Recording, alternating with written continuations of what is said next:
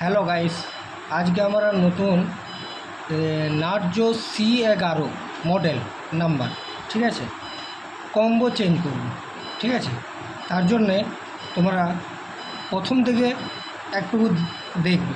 ঠিক আছে, তো আমি এখন কম্বোর নাম হচ্ছে মক্সির ডিসপ্লে চেঞ্জ করব।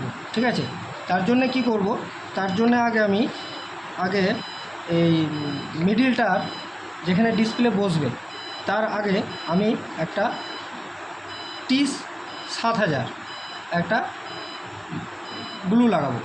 ঠিক আছে, তো বন্ধুরা দেখবে ভিডিওটা, ভালো লাগলে কমেন্ট করবে, শেয়ার করবে। তো আমি শুরু করে ফেলেছি, তো সব দেখে শুনে দেখবে একটু ভালো করে, যাতে আমার কম্বল লাগানোটা তোমরা বাড়িতেই বসেও করতে পারবে।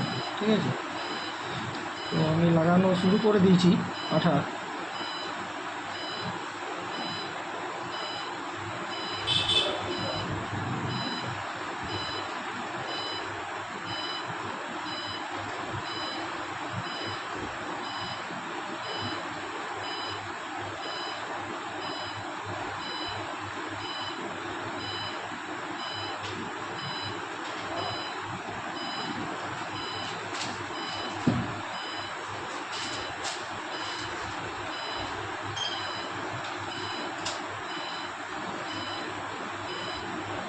সেন্সারের ভিতরে যাতে না যায় এটা আপনারা দেখবেন।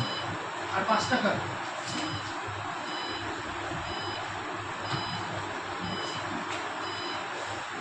বন্ধুরা, আমাদের আঠা লাগানো শেষ হয়ে গেছে। আমি এখন রেখে দিলাম আঠাটা সাইডে। এখন এবার কম্বোটা বের করলাম।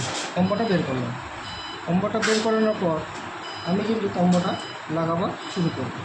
ঠিক আছে, কম্বোটা লাগাবার শুরু করব।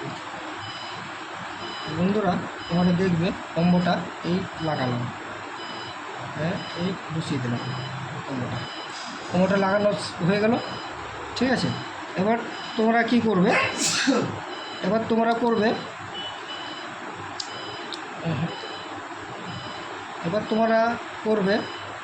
গার্ডার।